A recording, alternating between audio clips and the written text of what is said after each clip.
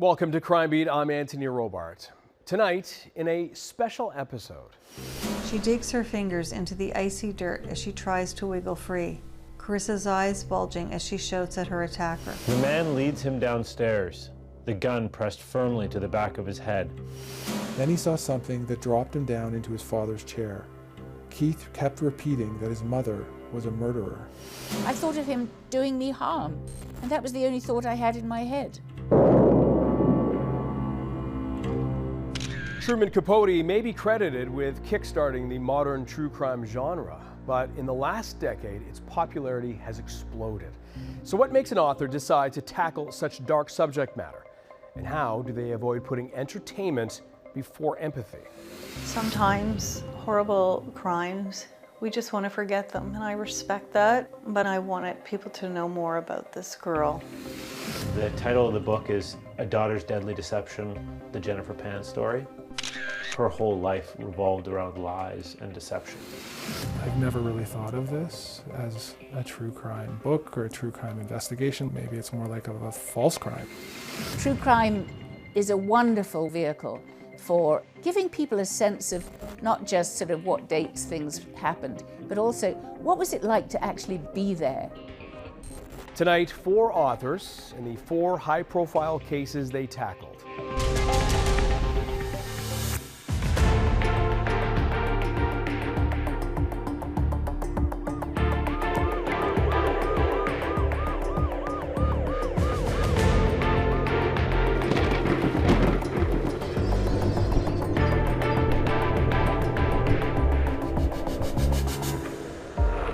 Here now is Murder They Wrote.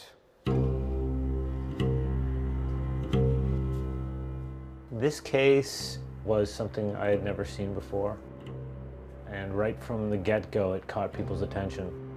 And then it grew from that into, I think, personally, one of the craziest true crime stories of all time. Police say 3 armed men, one masked, burst into the home around 10 o'clock last night. The daughter was taken upstairs and tied up while the intruders began making demands for cash. My name is Jeremy Grimaldi. I'm a former crime reporter, court reporter, and author. And I wrote a book about Jennifer Pan. The man leads him downstairs, the gun pressed firmly to the back of his head. The scale of the threat to Han and his family is revealed one horrifying step at a time. I wanted to start the book from the father's perspective. I'm a father, and I know it's every parent's nightmare to have men break into their home. Downstairs, another masked man, also wearing a flat-brimmed baseball cap, stands over Han's wife, Bik Ha, a gun to her neck. On November 8th, 2010, 3 masked intruders broke into Jennifer Pan's Markham home. It was a normal evening in the Jennifer Pan household.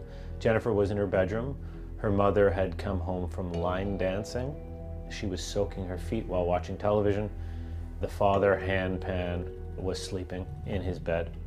Han's wife, she senses the imminent danger. She blurts out a panicked plea. "You can hurt us, but please don't hurt my daughter." Blankets were thrown over both of their heads. The father allowed the blanket to remain. The mother fought the blanket off. They were both shot in the back of the head. The father miraculously survived. 24-year-old Jennifer Pan, who was in the house at the time of the invasion. The couple's 24-year-old daughter, Jennifer, was also home at the time. Jennifer Pan was tied up upstairs to the banister with a string. After the gunman fled the home, Jennifer Pan is heard dialing 911, crying, screaming, hysterical. "Dad?" His daughter Jennifer yells down to him, "I'm calling 911, I'm okay." And the police arrive soon after. This is just such a tragic situation. And The chief of police who came to the murder scene himself this morning says it appears the motive is robbery. The stage between the incident and Han Pan waking up and speaking to the police is what Hollywood dramas are made of. Do you, Jennifer Pan, swear that the evidence you shall give on this... It's a time where Jennifer Pan is treated as a victim. I do. So today's the 9th of November, 2010. And you can see this in the interrogation video. You have nothing to apologize to me about. I'm here to help you, okay? I heard my parents going down the stairs, and my mom was asking them for me to come with them. They wouldn't let me come with them. And then I heard 2 pops. My mom screamed. I yelled out for her. And a couple more pops. One of the inconsistencies the police picked up on was how Jennifer managed to call the police. Are you restrained from movement? How far can you move your hands from the banister? They tied my upper arm. Yes? Around the banister. Yes. So now how can you get to the phone? And how do you make the phone call? 911? And do you talk down like that? Yes, I'm yelling at the phone like this. And how can you hear? It raised a lot of questions. I turned the volume on max. For the last 2 weeks, the father has been in hospital, unable to speak. That is until early last week when police were finally able to interview him. An interview that resulted in very incriminating information. He tells officers how he went down the stairs at gunpoint and saw his daughter, Jennifer Pan, whispering and speaking intimately with one of the intruders, not tied up.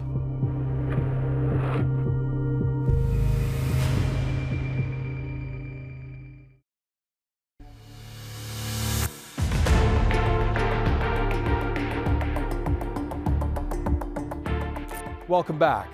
When intruders burst into a family home in Markham, Ontario, the father barely made it out alive after witnessing the murder of his wife.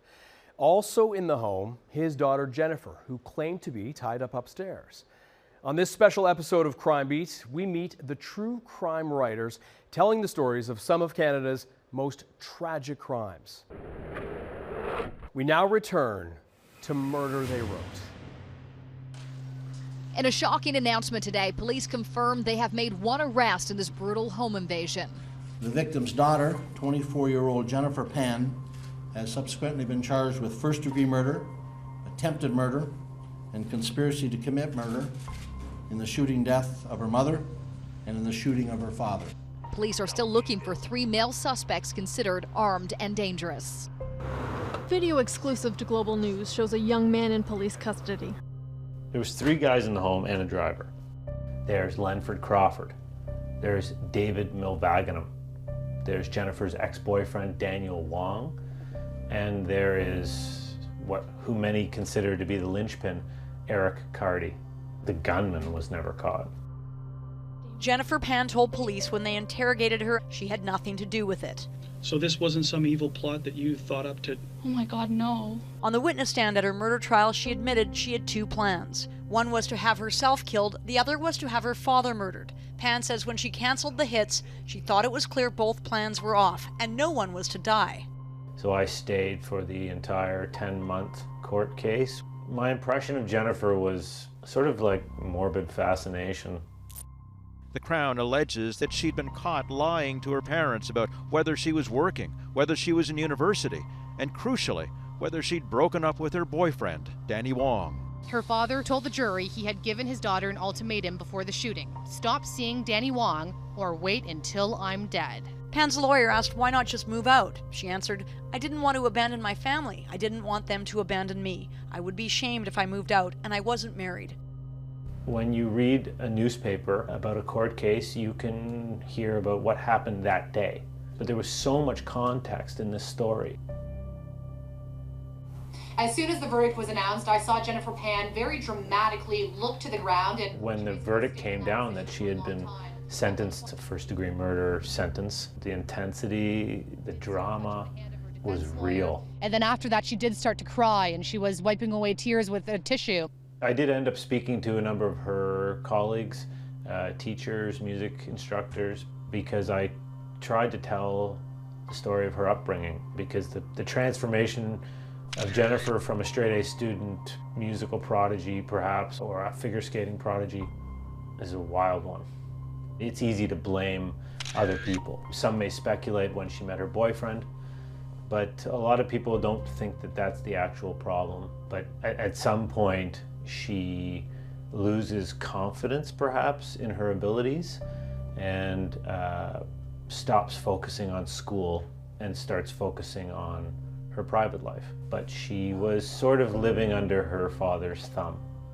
When it comes to the true crime genre, there is a lot of criticism around it for glorification or for making it sort of sexy.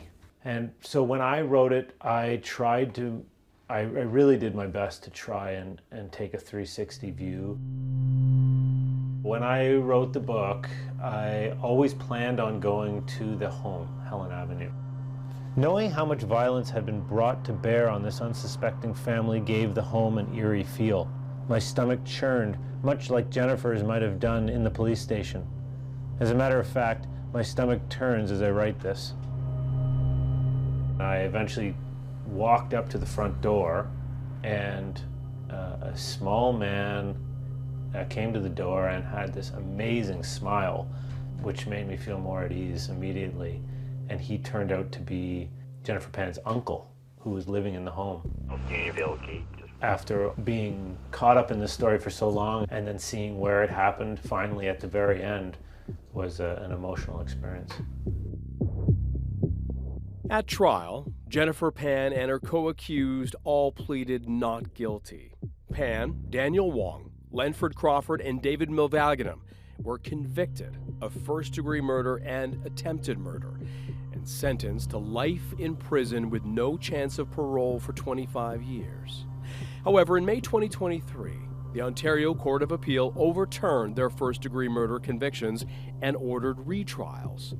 The Crown has since asked the Supreme Court to make its own ruling on the decision.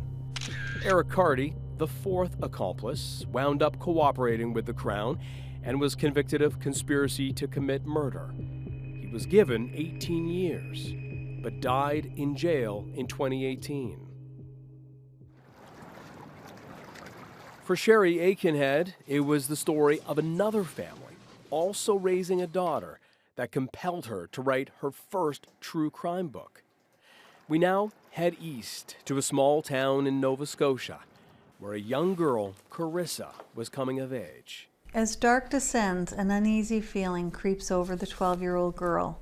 The driver of the car she's riding in passes the road where she lives and continues along King Street, which follows the LaHave River through Bridgewater, Nova Scotia. Carissa Boudreau asks where they are going.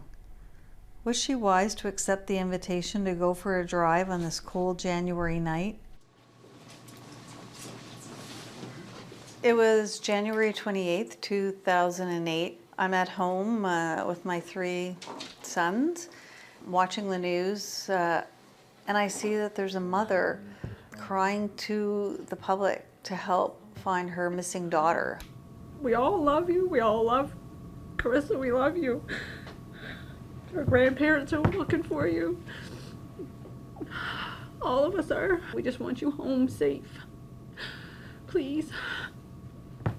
I was working at the Department of Justice at the time as a communications director, so any kind of police story would always interest me. But mostly as a mom, I just prayed that Carissa would be found.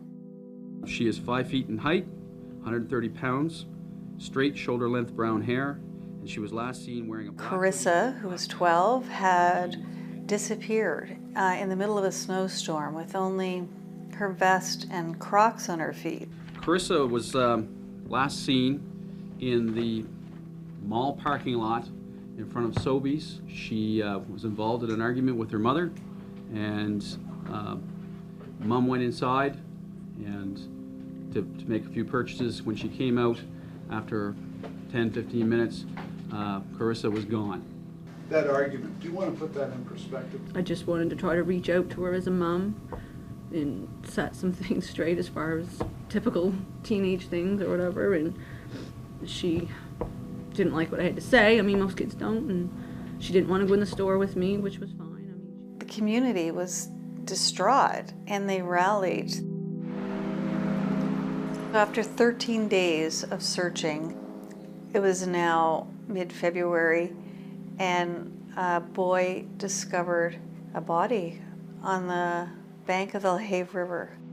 Dr. Matt Bowes, the chief medical examiner, confirmed it was Carissa.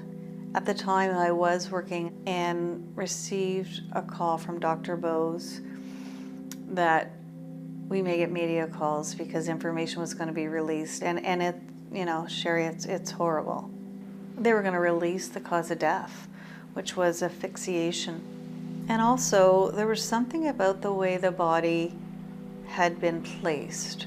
Her jeans had been pulled down to her ankles to make it look like a sexual assault. So by doing the autopsy, he was also able to confirm that it was not a sexual assault. So that added another, I guess, element to the story of why someone would purposely do that and try to throw the police off. It was very calculating, and my heart broke.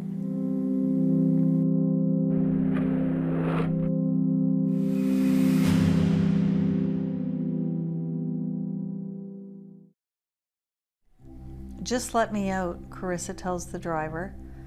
The car hits a bump where the pavement ends and the street merges into a dirt and gravel road. Minutes later, the driver pulls over at the bottom of a hill. "You want to get out? Get out." I did want to capture Carissa's point of view. I wouldn't start writing the book until 15 years later, but I was always curious. How did they actually solve this crime and bring justice?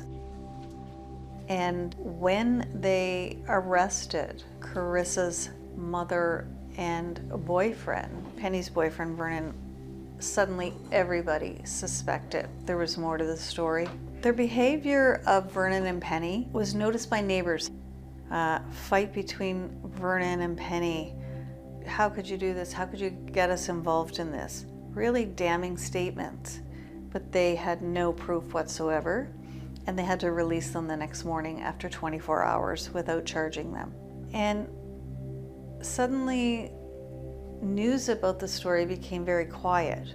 What the public didn't know at the time is that the RCMP decided to launch a Mr. Big Sting operation.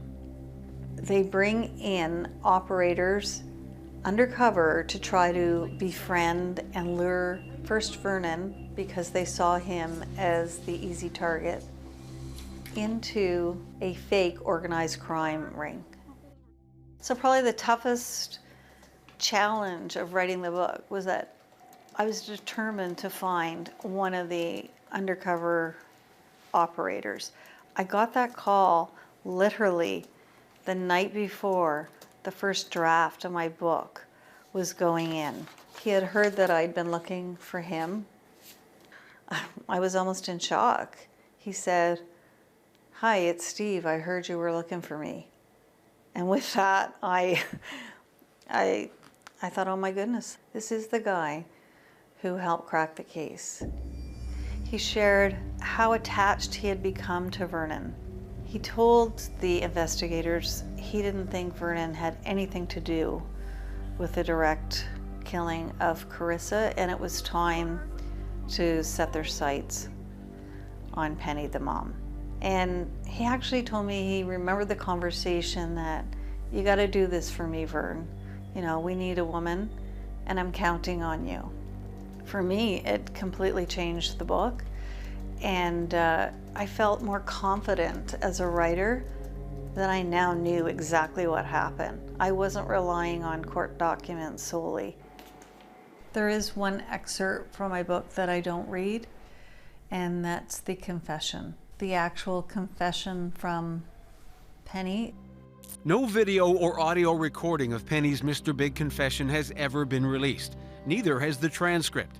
But we do have the agreed upon statement of facts. In it, the graphic details of what Penny did to her daughter, a summary of what Penny disclosed to an undercover operator during the sting operation. So for him to describe that to me and tell me When he heard it for the first time, he vomited.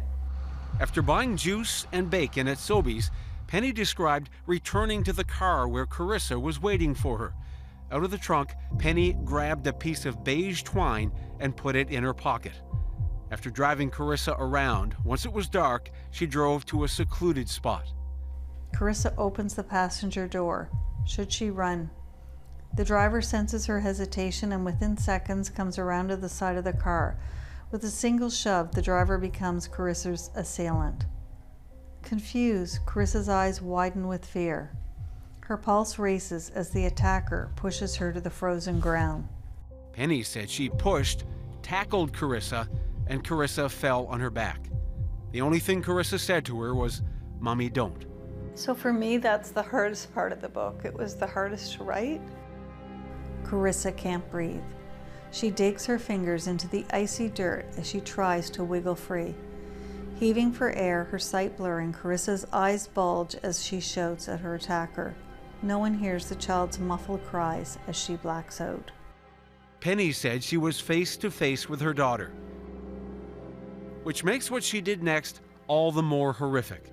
Penny used her knees to pin Carissa down, then she strangled her with the twine. At her first court appearance, Penny Boudreau was met with outrage. But I did want to know more about this person. How could she do that? And who was this child? Penny, have you got anything to say? Are you sorry, Penny? Penny's parole reports and also her confession to Mr. Big show that she felt desperate at the time. She had always wanted a lasting relationship with someone. She had just come through a divorce. And so she felt very threatened by something that Vernon had said. That either you sort this out with Carissa or we're not can't go on. There's too much fighting. She interpreted this to mean that she had to do something about Carissa. And the saddest part is she had so many options to send Carissa back to her dad, to send her to other relatives. The judge said herself, crocodile tears, and that's all it's ever been, and that's all it ever will be. And I had hoped to talk to her father. I thought it was important that they knew I was writing a book. Sometimes horrible crimes, we just want to forget them, and I respect that. I respect the people that can't talk about it, but I wanted it to be on the record, and I wanted people to know more about this girl. I tracked down 3 of her former classmates, and they were quite courageous to want to talk to me. And I learned that she was quite a spunky, fun little girl who stood up for her friends, who liked to dance and sing.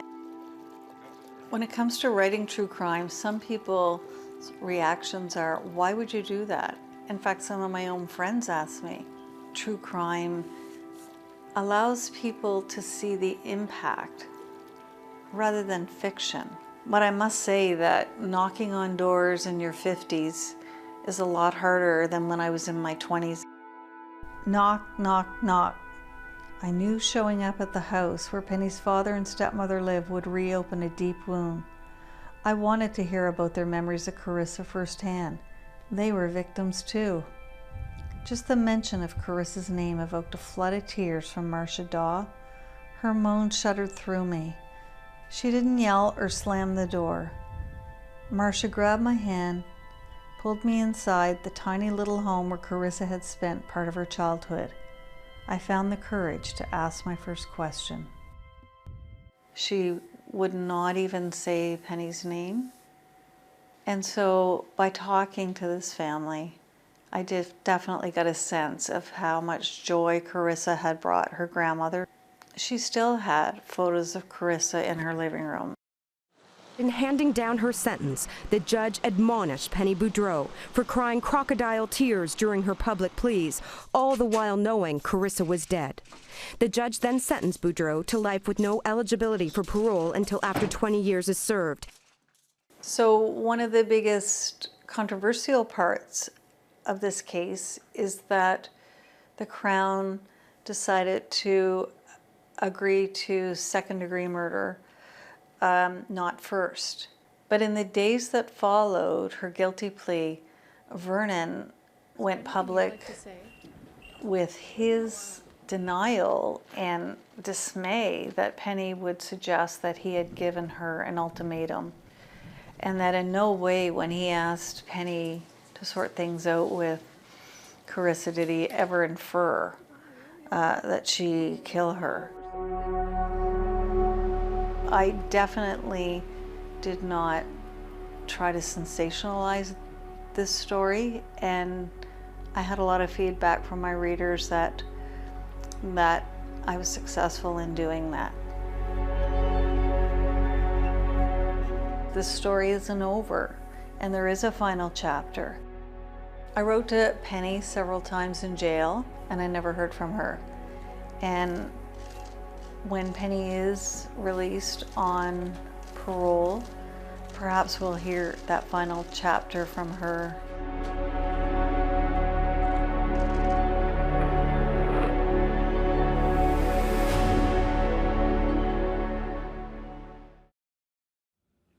I know the book, sometimes ends up on the shelves in the true crime section. I've never really thought of this as a true crime book or a true crime investigation. Like in some ways, maybe it's more like a false crime. My name is John Chipman. I'm a journalist and author of A Death in the Family. Keith had found what he was looking for, his adoption papers. His mother's name was Tammy Marquardt. But as he read on, another name kept popping up, Kenneth. Then he saw something that dropped him down into his father's chair. Keith kept repeating that his mother was a murderer. Yeah, Tammy Marquardt, young mother, living in poverty in an unstable relationship, and she has one child at this point, Kenneth, and tragedy happens. Tammy's just at home looking after her son, and he takes a nap. Kenneth wakes up and he kind of calls out to her, and it sounds like he's in distress, and by the time she gets out, she finds him in the spare bed in the bedroom, kind of tangled up in the sheets. And it seems like the more effort she does in trying to untangle him, it only gets him more and more tangled. And she eventually calls 911, and by this time she's having a panic attack because her son looks like he's kind of non-responsive now, and gets instructions from the 911 operator on how to do CPR, and she's frozen and she can't do it. And then they take him to the hospital, but because of the amount of time that he was kind of unconscious, it seems like there was brain damage, and eventually they take him off life support, and he died 3 days later. I think people just have a hard time with their story, right? How hard can it be to free a child from a bunch of blankets? During Marquardt's original trial, Dr. Charles Smith testified that red marks found on her son's lungs and chest were proof that he suffocated. Dr. Charles Smith was basically a preeminent Ontario's top pediatric forensic pathologist. So when looking at the autopsy of Kenneth, he found evidence that he felt pointed towards Tammy either smothering her son or asphyxiating her son. Under normal circumstances or under other circumstances, Dr. Smith is the type of person that, like we and society in general, kind of lionizes, right? He saw himself as the last line of defense for defenseless children. Marquardt was convicted October 1995 of the second-degree murder of her son Kenneth Wynne. Her case hinged on the testimony of Smith. Since that time, 6 separate forensics experts have disagreed, saying that the boy may have died due to a seizure or other natural causes. He had been in that position since 1992, and it wasn't until 2001 or so where there was serious kind of red flags raised about his work in a number of cases that all kind of broke publicly around the same time, where the chief coroner's office was kind of, forced to take this more serious look at it.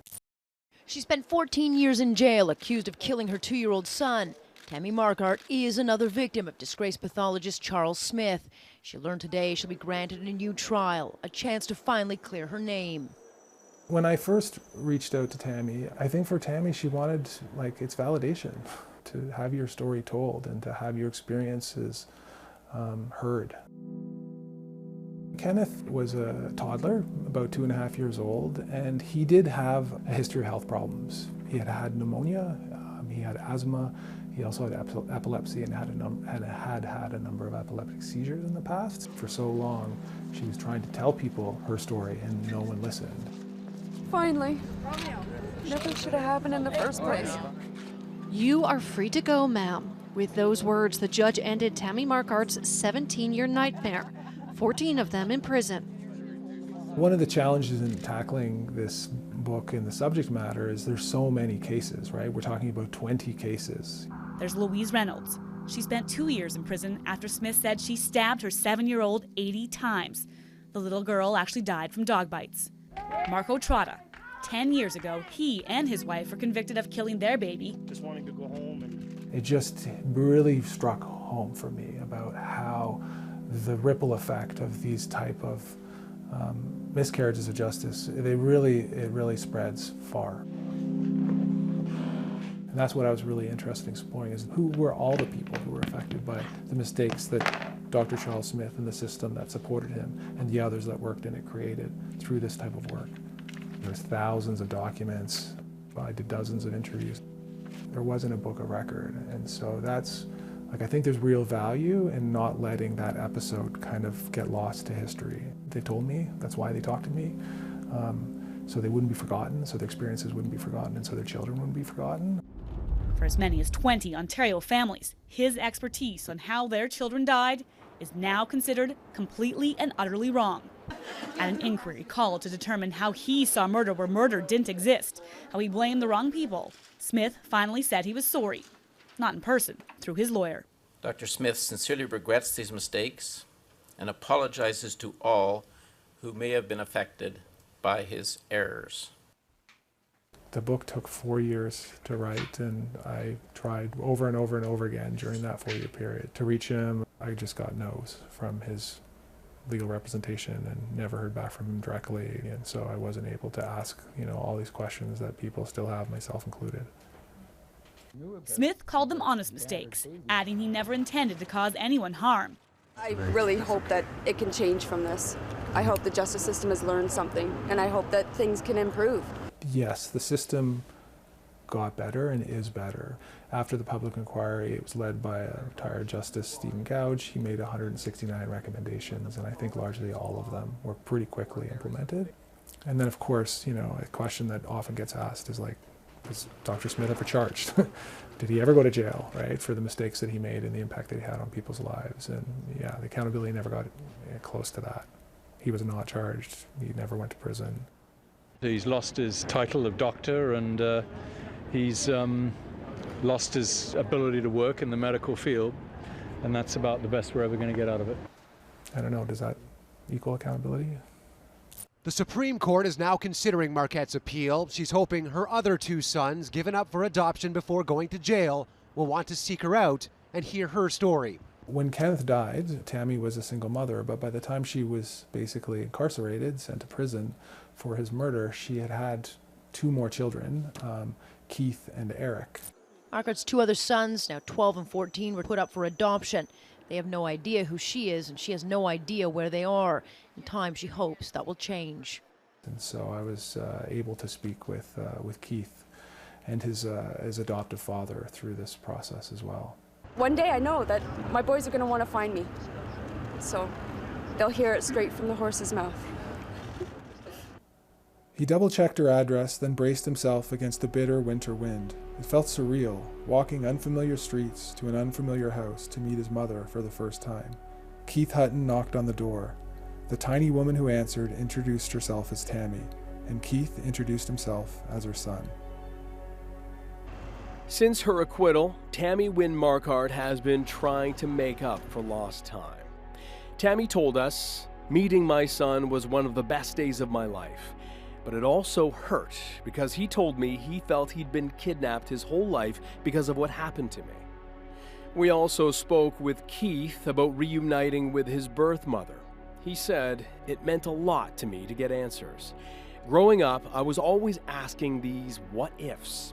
It gave me closure."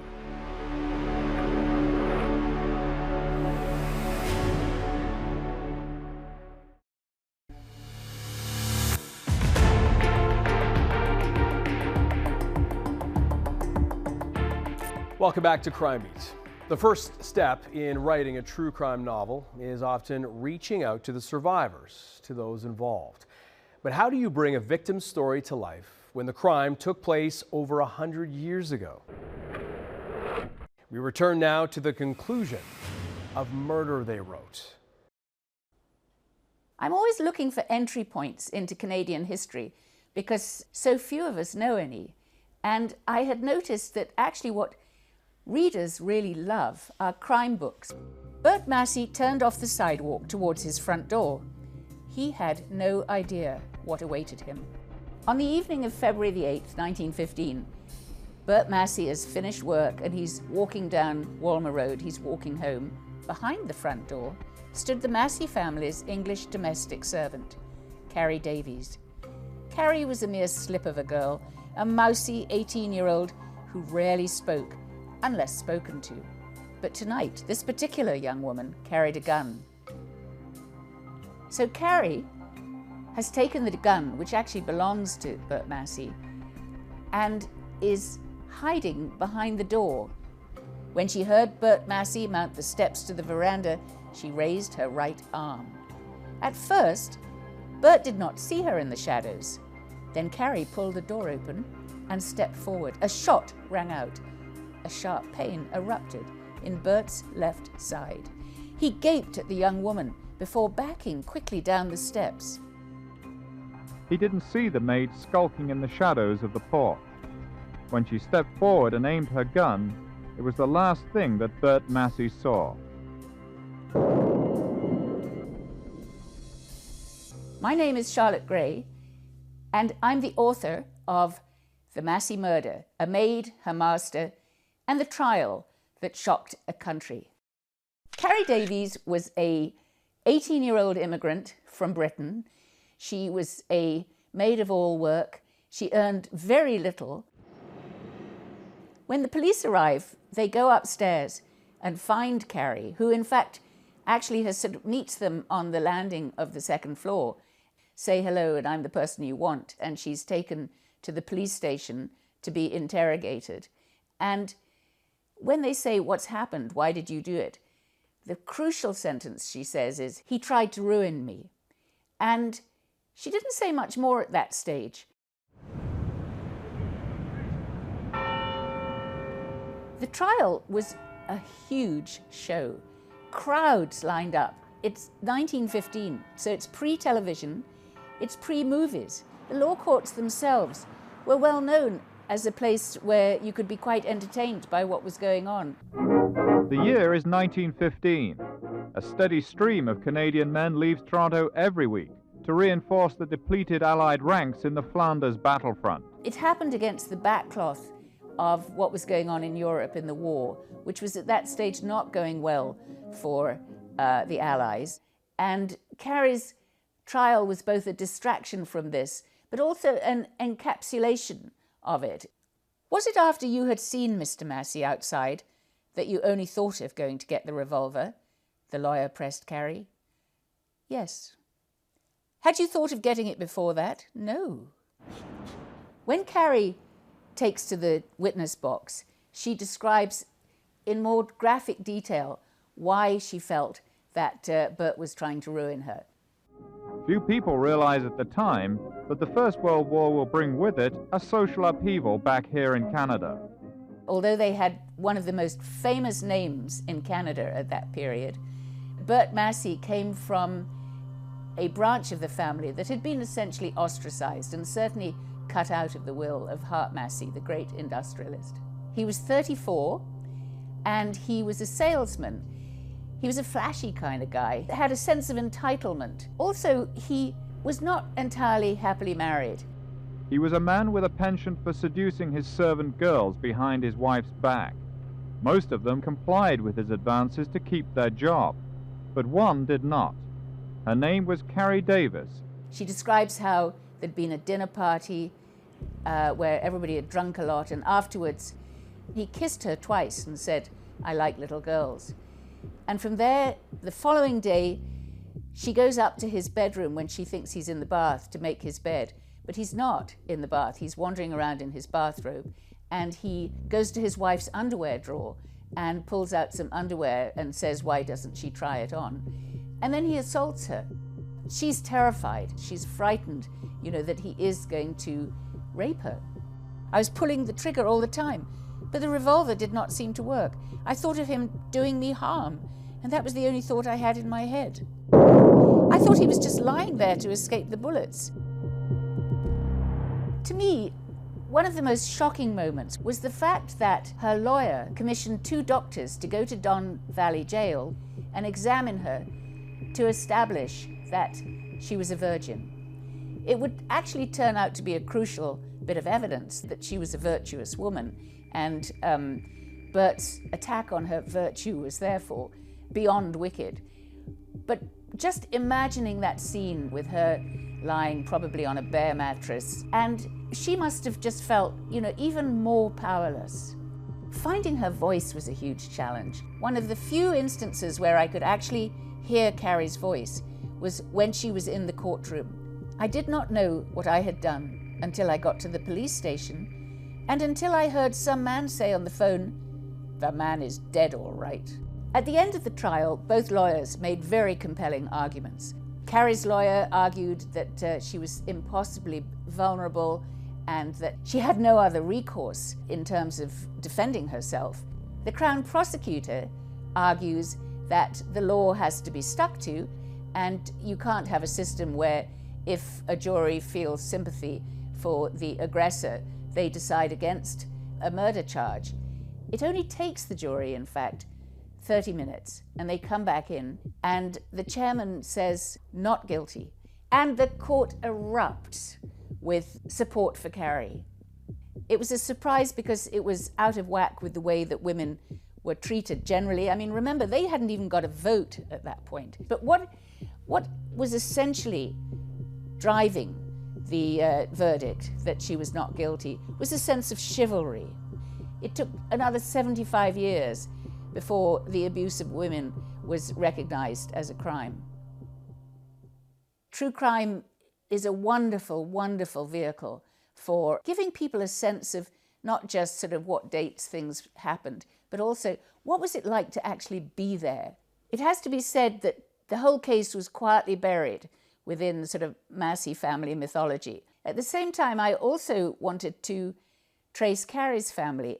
After the book came out, I was doing a reading in a public library near Toronto, and there was a woman at the very end of the line to get books signed and said to me, "I'm Carrie's great-granddaughter." And she'd read the book, so she felt reassured that I'd treated it fairly, the crime pretty dispassionately. And I had wonderful conversations with her, and she described Carrie's later life to me, and she'd never told her children about this event in her lifetime. She lied about her age. She said she was about 3 years younger than she was so that she could just bury it. She felt her whole life that she had to atone for this. Much true crime writing is pretty salacious, particularly because the writer has decided from the start what the story is and who is the guilty man or woman. As a historian, I knew the importance of relying on documentary evidence. And I also knew the importance of, as a writer, of allowing the reader to make up their mind about what degree of culpability should be attached to Carrie, how guilty was she, and what exactly was going on in her mind. 4 authors, 4 cases, and many years of writing and researching. So would they do it again? Is the true crime genre for them? I would write another true crime book, but again, I felt personally attached to this story. So it would have to be a story that I guess I felt as invested in. Actually, this book has been one of my 3 or 4 most successful. I was quite surprised. When I decided to write the book, it really came out of left field. I did crime as a career, and I largely avoided crime. I've never really thought of myself as a true crime author. Yeah, for sure, it took a toll, yeah. I'm lucky that I have a wife. I'm Anthony Robart. Thank you for joining us tonight on Crime Beat. Want more episodes of Crime Beat? Listen to the Crime Beat podcast, now for free on Apple Podcasts, Spotify, or wherever you find your favorite podcast. And for past episodes of Crime Beat, go to the Global TV app, visit globaltv.com, or check out our Crime Beat YouTube page.